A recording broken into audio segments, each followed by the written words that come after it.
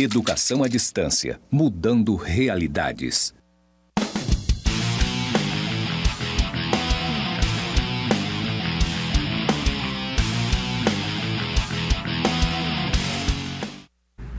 Oi, bem-vindo de volta. Agora nós vamos começar realmente o trabalho pesado. Vamos começar aprendendo direito tributário. Nossa disciplina, como vocês sabem, vai abordar dois ramos do direito, o direito tributário e o direito trabalhista. E também, como vocês já sabem, nós vamos começar com o direito tributário. E eu tenho uma pergunta para você. Você sabe quem paga pelo serviço público? Se você disse o Estado, sua resposta está parcialmente correta. Porque o Estado, para custear os gastos com o serviço público, ele precisa gerar receitas. E para gerar receitas, uma das principais formas ou fontes de receita do Estado é o tributo. E é sobre isso que nós vamos conversar nessa aula. Nós teremos como objetivo, nessa aula, conceituar tributo, identificando sua finalidade, categorizar os diferentes tipos tributários, identificar competência tributária dos entes federativos e refletir sobre os princípios tributários como limitação ao poder de tributar. Então, nós vamos começar tratando da Constituição do sistema constitucional tributário, ou seja, das normas de direito tributário que estão presentes na Constituição Federal. É claro que nesse nosso encontro aqui, nesse nosso bate-papo, nós não vamos conseguir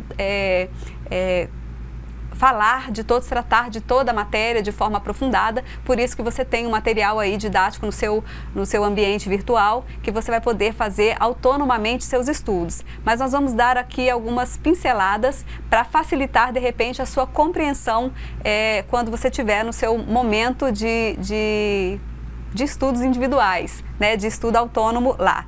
Então, eu quero começar falando para você que o sistema constitucional tributário, que é o tema da nossa primeira aula, nada mais é que o conjunto de normas sobre tributação que está presente na Constituição Federal. Está lá do artigo 145 ao 162.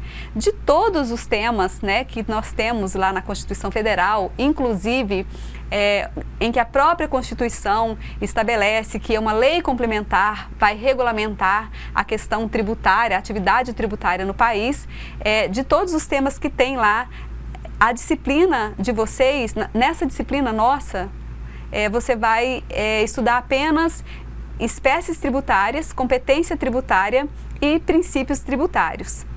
Vamos começar conceituando o tributo. Tá? O próprio conceito de tributo, ele está no CTN, que é a Lei Complementar 5.172 de 1966, e de acordo com esse artigo, tributo é toda prestação pecuniária compulsória em moeda ou cujo valor nela se possa imprimir, que não constitua sanção de ato ilícito, instituída em lei e cobrada mediante atividade administrativa plenamente vinculada. Achou o conceito difícil? Conseguiu entender esse conceito? Não? Então nós vamos por parte, tá? Você vai ter esse conceito trabalhadinho aí no seu material, mas nós vamos falar sobre ele aqui também, tá?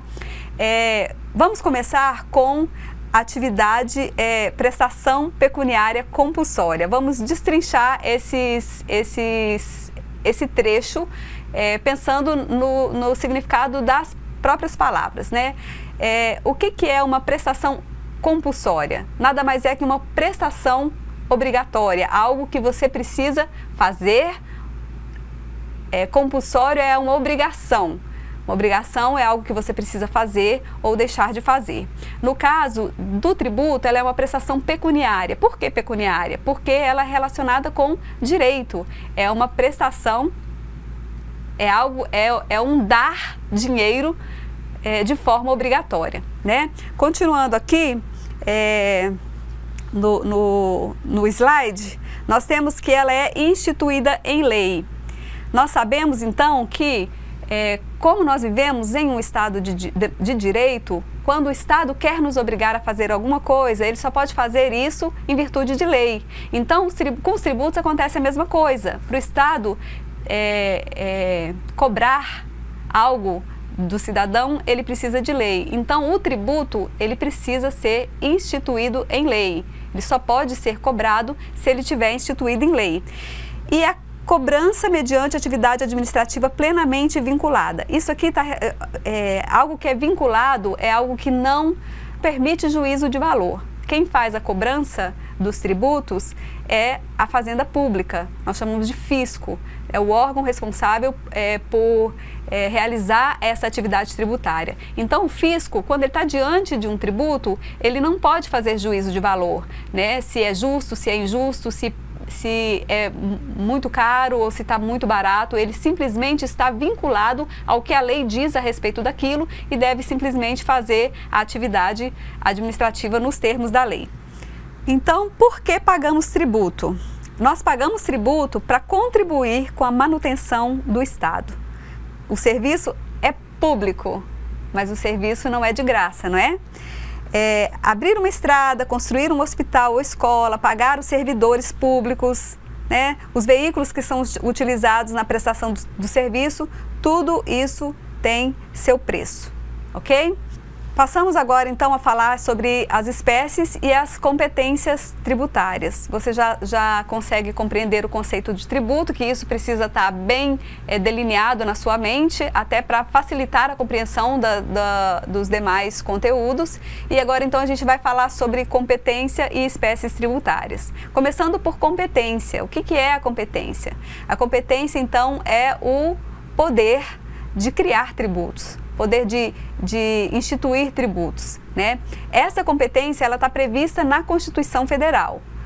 Observe, não é a Constituição Federal que tem competência para criar tributos. Ela delega a competência aos entes federativos. E quais são os entes federativos? A União, Brasil, né?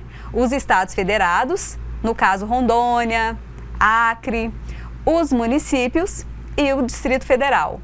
Esses sim, eles têm competência tributária, que nada mais é do que o poder de instituir, criar, aumentar, reduzir, extinguir tributos e conceder benefícios fiscais. E esse poder é atribuído a eles pela Constituição Federal.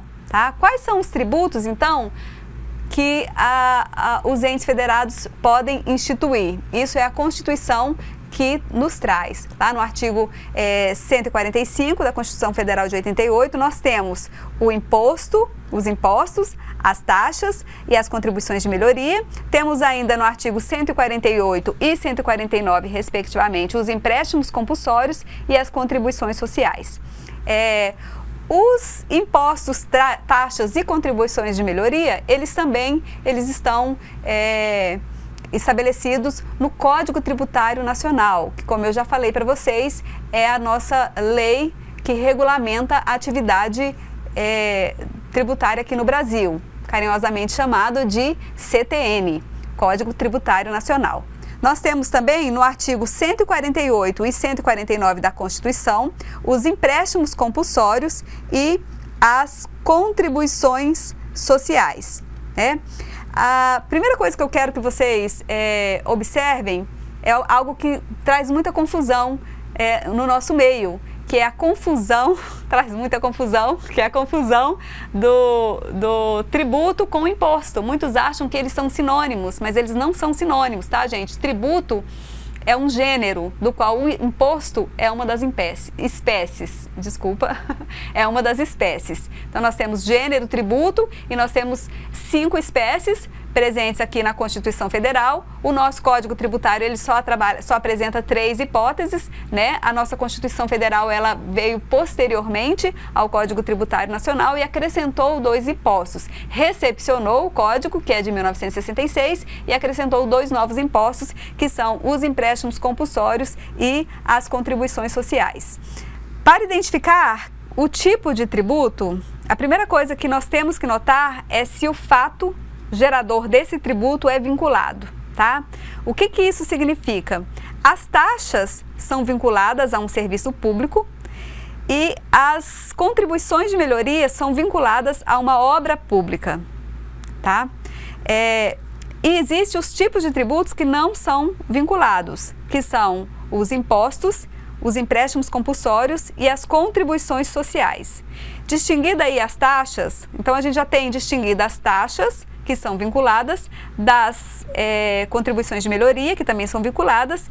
Nós vamos distinguir agora os impostos dos demais tipos de tributação. Dos tipos tributários previstos no artigo 145 da Constituição Federal de 88, nós temos também os empréstimos compulsórios e as contribuições sociais previstas no artigo 148 e 149 da Constituição Federal.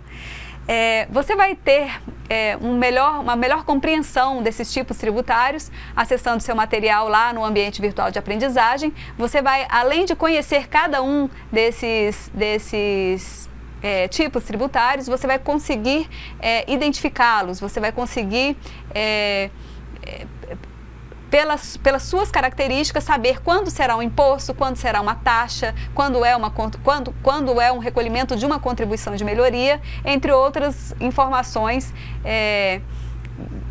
relativas às espécies tributárias. Inclusive, o seu material vai mostrar também quais entes federativos têm competência sobre quais tipos de tributo, porque cada espécie tributária, por exemplo, a União, ela só pode instituir algumas espécies de impostos, por exemplo. Tem os impostos da União, tem os impostos do Estado, tem os impostos dos municípios, e assim também acontece em questão de das taxas, quem pode recolher, quem pode instituir, né, e cobrar taxas, que tipos de taxas, isso tudo está lá presente no seu material no ambiente virtual de aprendizagem.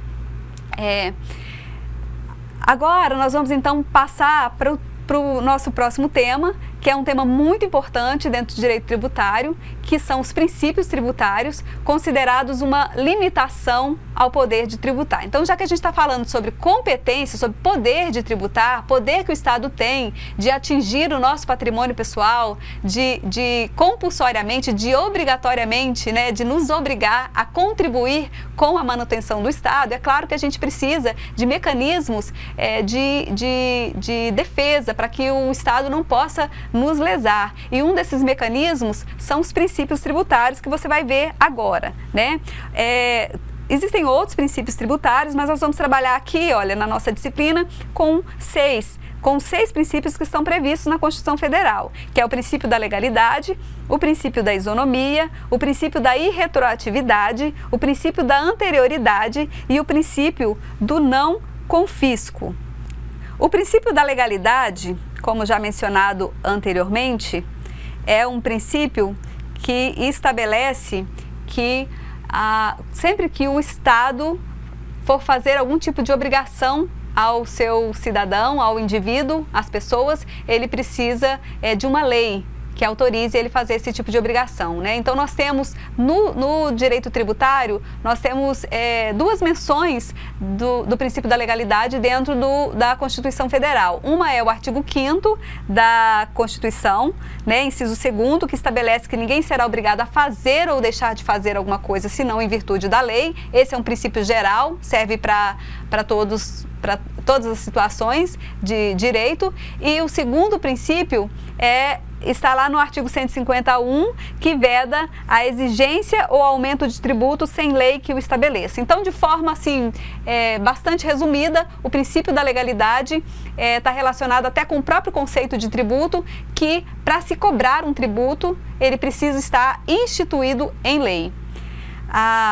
O princípio da isonomia já está relacionada, ele estabelece, né, que em situações equivalentes, a União, os Estados, o Distrito Federal e os municípios, ou seja, os entes federativos, eles precisam assegurar oportunidades iguais, considerando as diferentes condições, né? É como se fosse o princípio da igualdade, mas ele tem uma diferençazinha, que a gente precisa tratar os desiguais também na medida das desigualdades, né?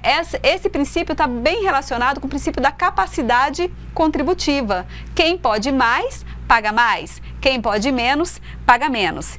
Então, nós temos, depois desse princípio, né, nós vamos falar então do princípio da irretroatividade, que também está relacionado com o princípio da anterioridade. Nós temos então aí dois princípios, o princípio da irretroatividade e o princípio da anterioridade. O princípio da irretroatividade, ele estabelece que ao se criar um tributo ou ao se majorar um tributo, ele não pode ser cobrado naquele ano, né, no ano no ano da vigência da lei, no ano em que a lei entra em vigor. Ele vai ser cobrado no próximo ano. E o princípio da anterioridade é o princípio que estabelece que entre a vigência da lei e a sua cobrança deve ter um prazo de 90 dias. Por que isso? O próprio princípio da irretroatividade, ele já não abarca essas duas questões? Não, gente, por quê? Se o tributo ele é criado em dezembro, por exemplo, pelo princípio da irretroatividade, ele já poderia ser cobrado em janeiro, porque o janeiro já é outro ano. Mas acontece que junto com o princípio da irretroabilidade, nós temos o princípio da anterioridade, desculpa. Nós temos o princípio da anterioridade. As palavras de trava-língua é difícil, né? Então, você tem que observar, então, os 90 dias. Então, os tributos que são criados em dezembro, eles não vão poder ser cobrados em janeiro, porque não vai ter cumprido ainda os 90 dias previstos no princípio da anterioridade. Esses princípios, gente, da irretroatividade e da anterioridade, ele tem a finalidade de preparar o contribuinte, né? Preparar o contribuinte até financeiramente para ele saber que a partir de tal data ele vai precisar vai precisar começar a contribuir com esse valor, né? Vai ter que levar esse valor para os cofres públicos. Então seria injusto, né, fazer com que o contribuinte fosse pego assim desprevenido, despreparado. Para finalizar, então, na verdade, para finalizar, porque nós já falamos da capacidade contributiva, né, que é a capacidade de cada um, que está relacionado com o princípio da isonomia, nós vamos falar então do princípio do não confisco, tá? Esse princípio é o princípio também da vedação ao confisco, que significa vedação ao confisco.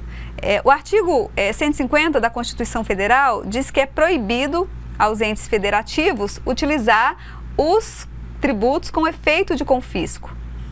Mas aí a gente precisa saber o que é o confisco, né? De forma resumida, o confisco é a tomada de bens por parte do poder público sem nenhum tipo de contraprestação. É a tomada de um bem do particular sem um pagamento de uma indenização. Então, os tributos, eles não podem ser tão exagerados a ponto de dar margem para esse tipo de situação. Eles não podem, a carga tributária não pode ser tão pesada a ponto de configurar o confisco, que seria essa tomada de propriedade do particular, tomada de bens do particular sem uma contraprestação, sem uma indenização. O tributo ele não pode ser extremamente gravoso a ponto de corroer parcela do patrimônio particular de forma desproporcional à capacidade econômica do contribuinte. Assim, nós encerramos essa unidade de ensino. Eu aconselho vocês a realizar as leituras propostas, realizar as atividades propostas, aproveitar, eu sempre digo isso nas minhas aulas, aproveite essa oportunidade que você tem de aprender e saiba que o direito, ele vai te orientar na sua vida, tanto profissional quanto na sua vida social. E é isso aí. Aguardo você no nosso próximo encontro.